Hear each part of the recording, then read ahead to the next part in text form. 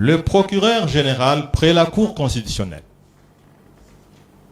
obstiné absolument à pouvoir poursuivre en justice M. Matata, écrit au président du Sénat pour demander la levée des immunités du sénateur Matata Ponyo Mapon devant vous. Le débat se fait en plénière. Il est démontré qu'un procureur général près la Cour constitutionnelle ne peut pas s'adresser au président du Sénat. La Constitution ne le permet pas, la procédure ne le permet pas, et l'objet même de cette demande ne le permet pas. Le procureur général, près la Cour constitutionnelle, enverra les dossiers de sa propre initiative au parquet près la Cour de cassation, qui après examen écrira au président de la République, la lettre est connue pour dire la Cour de cassation, qui au préalable, honorable président, avait examiné ces mêmes dossiers avant de les transmettre à la Cour constitutionnelle, qui s'était déclarée incompétente, s'est déclarée pour la deuxième fois incompétente, et le procureur général, près la Cour de cassation, demandera de classer les dossiers sans suite. Je voulais juste rencontrer la préoccupation qui a fait état d'un raccordement frauduleux pour saisir votre juridiction. Il n'y a jamais eu de raccordement frauduleux parce que, après que la Cour de cassation se soit déclarée incompétente, le parquet général avait rédigé ces réquisitions au fin de lever des immunités du sénateur Matata Ponyo, prévenu par devant vous. Et la suite qui a été donnée à ces réquisitions est consignée sur un document qui se trouve être au dossier, relativement à ces dossiers Boukanganos. Je voudrais aussi relever le fait qu'il n'y a pas eu acharnement sur le prévenu Matata Ponyo par le parquet général près la Cour constitutionnelle. Pourquoi je l'ai dit? Cette affaire prend naissance à l'initiative du prévenu Matata Ponyo lui-même, qui écrit à l'inspection générale des finances, alors que les rumeurs enflaient dans l'opinion publique, il y avait des détournements. Il écrit. Et qu'est-ce qu'il dit? Il serait dès lors, je prends juste le paragraphe pertinent, recommandable au regard des appréhensions de mauvaise gouvernance évoquées précédemment que l'inspection générale des finances se saisisse du dossier, contrôle l'ensemble des comptes inhérents à ces projets dès les débuts des travaux jusqu'à ce jour, afin que toute la lumière soit établie sur l'ensemble des opérations financières liées à ces projets et que toutes les responsabilités des détournements éventuels des fonds publics soient établies. Après que l'inspection générale des finances ait fait ces constats, il transmet, suivant la procédure, les constats aux prévenus pour ces observations. Et voici ce que les prévenus mentionnent.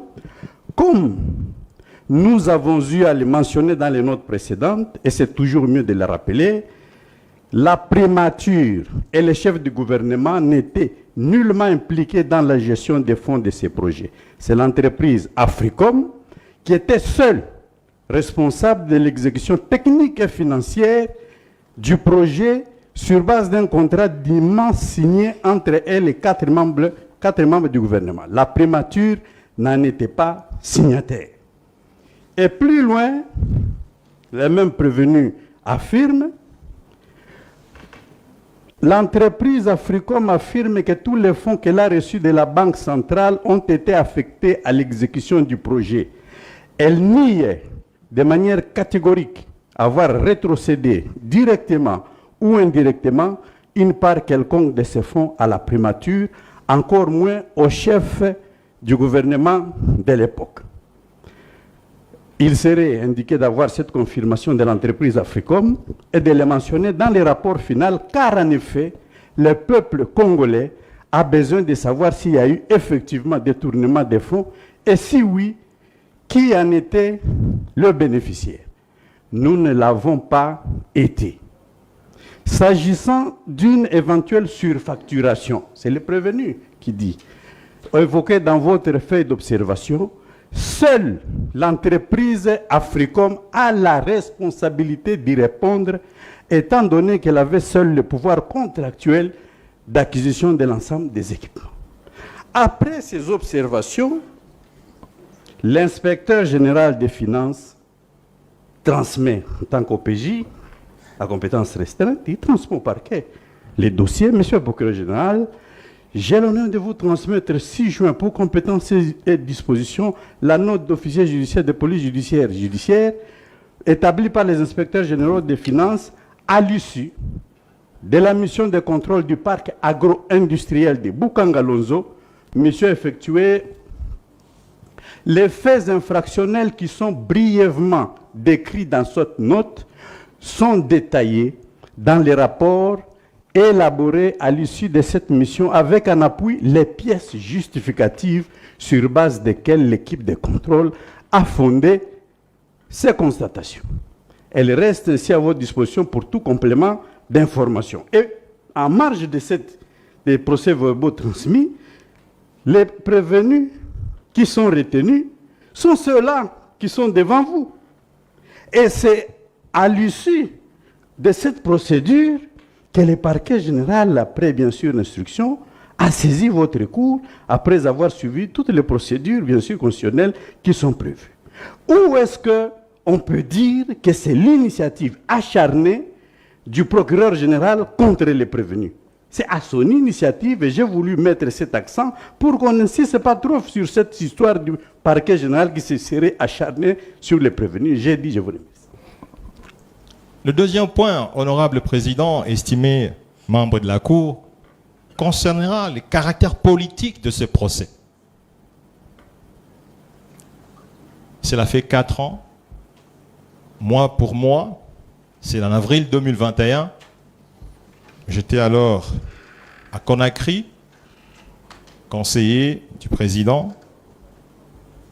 Le premier réquisitoire tombé. La plénière du Sénat rejettera cette requête du procureur général près la Cour constitutionnelle.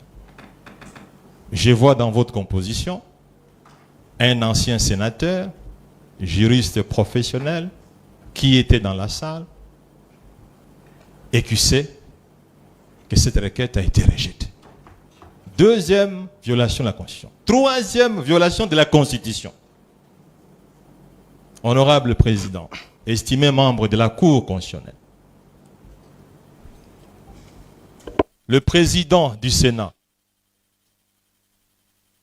Modeste Bahati Lukwebo, dira qu'est-ce que nous allons faire, parce que c'est un dossier politique que nous devons à tout prix rendre M. Matata. Acceptons, quoi qu'il en coûte, cette requête du procureur général près la Cour constitutionnelle. Ainsi, honorable président, estimé membre de la Cour, cette requête sera examinée en violation de la Constitution. Troisième violation de la Constitution. Or là, il agissait en tant que procureur général près la Cour constitutionnelle. Merci beaucoup. Rester à cette fonction-là, au lieu d'individualiser le problème. En tant que personne, il ne pouvait même pas vous appeler. Il ne pouvait pas. Mais c'est dans cette fonction-là. Merci beaucoup. En dépit de cela, honorable président, les sénateurs attachés au droit voteront contre la levée des immunités.